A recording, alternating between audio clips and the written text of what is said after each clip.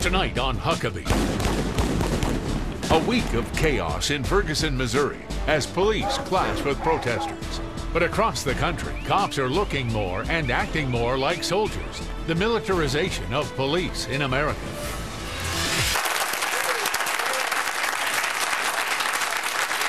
Well, it's been a week of unrest in Ferguson, Missouri. That's where 18-year-old Michael Brown was shot and killed by a police officer last weekend. On Friday, police released video surveillance of a convenience store robbery showing a young man fitting the description of Brown, stealing cigars and roughing up the clerk. Investigators named Brown the primary suspect in the strong-arm robbery. Friday night, more violence erupted as protesters looted that convenience store and nearby businesses. The images of police in military gear and weaponry firing tear gas at protesters and harassing and arresting members of the media. Just one example of the increasing militarization of police all over the country. In 2011, federal agents accompanied by SWAT teams raided the Gibson guitar factory and headquarters in Nashville, threatening and frightening workers and confiscating wood, claiming that it was imported illegally. Criminal charges were threatened, never filed. There are also countless incidences of SWAT teams raiding homes and battering down doors, mistakenly shooting and injuring grandmothers and little kids, even killing pets. Earlier this year, police searching for a drug dealer near Atlanta threw a flash grenade into a home that landed in a toddler's crib. The boy, known locally as Baby Boo Boo, had half his face and chest blown off and spent weeks in a hospital in a medically induced coma. A woman in Evansville, Indiana, has sued the city's police department after its SWAT team smashed through her front door and threw flash grenades in her home just to serve a search warrant 2 years ago. The 11 officers looking for evidence after an anonymous internet post threatened the local police chief found only the 68-year-old woman and her 18-year-old daughter in the house and handcuffed them. And they didn't find any evidence in the search. City lawyers released a helmet cam video of the raid to support their argument that the force was objectively reasonable. Take a listen to the SWAT team's reaction at the end of the raid. Jeff, I thought you were just going to dive and lay on the floor for us. Well, I know, right? That ram hit a lot harder than I thought it was going to. It just went beep.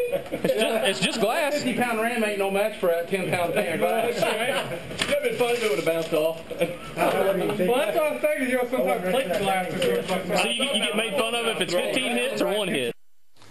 Well, joining me now is Cheryl K. Chumley. She's the author of Police State USA, How Orwell's Nightmare is Becoming Our Reality. Cheryl, welcome. It's great to have you here. Thank you, Governor. It's great to be here.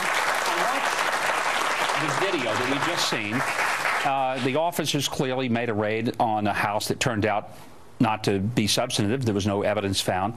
I think what's chilling about it is there was such a cavalier attitude. Now, look, I'm a pro-law enforcement guy. I'm a law and order kind of guy.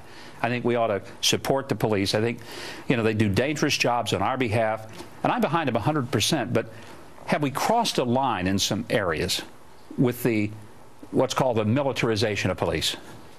Definitely. And I think all of America is pro-police. I don't think you get anybody of sane mind in America saying that they're anti-police or that they want to take police off the streets. But there's a simple solution. When you kill somebody innocent, when you kill and maim a toddler, when you kill a 26-year-old Marine in Arizona, and then you just go on the next day, business as usual, using the same military-type grade equipment on the civilian streets of America, that's where the line should be drawn, and that's when we should say enough, no more. Are we using a lot of the whiz-bang stuff because we have it or because we need it? I would say because we have it. You know, the war on drugs has brought a lot of this equipment straight off the battlefields of Afghanistan and Iraq into civilian police forces for free or for grant dollars through the Department of Homeland Security. Once these law enforcement officials have it, they need to train with it. They need to justify its use. And that's why we're finding so many law enforcement officials nowadays across communities of America using armored vehicles and flashbang grenades to do things like warrants for drug suspects. You know, when I think about some of the instances we've seen, I mean, the SWAT team going into Gibson Guitar to me is one of the most outrageous, because it's not like they're going to swing a guitar at them. So I'm not sure what, full protective gear was necessary to be afraid of getting hit with a guitar string or something. But is there an established protocol that all police agencies follow when to invoke the escalation of authority to that degree? See, you raise what I see as part of the solution.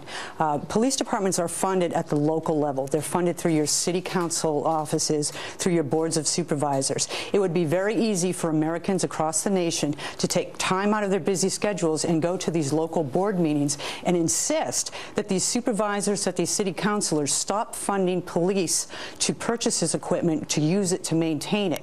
And if they don't want to stop it completely, you can enact guidelines, like you can only use armored vehicles in certain terrorist-type situations. You know, it's also been disturbing, and especially for me at the federal level, where you have virtually every federal agency that is militarized. The EPA has a SWAT team.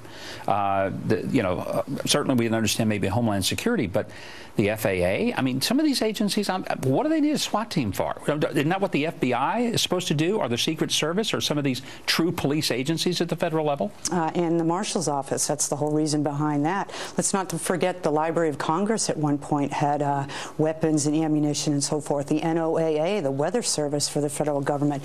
These are certainly alarming questions, and it goes Maybe they could shoot at clouds or something and make it rain on a hot day. There you go. This is all part of the larger question that Americans should be asking, not just are our police departments becoming militarized, but are we becoming a police state USA? You know, I do think that the situation in Ferguson has sort of opened the wound and caused people to think about it. Nobody is suggesting that police not protect themselves fully. I think the question is, where is the balance? When does it rise to the necessity of being behind such equipment and masks that the public doesn't know who these people are? Are these local people that we know? Look, police departments used to take an oath to serve and protect, and now what the mindset is, they're serving, protecting themselves. It's officer safety first, and that's more a military mindset. When you serve in the military, you want to protect your buddy next to you from dying, and you go out on search and destroy missions with that in mind. But serve and protect the American public, the taxpayers who are paying your salary. That mindset is long gone, and we need to recapture that. Cheryl, your book is fascinating, very timely, and I hope people who want to think about this, and I hope a lot of Americans do, will take it up and read it. Delighted to have you here. Thank you. Cheryl Chumley. President Obama.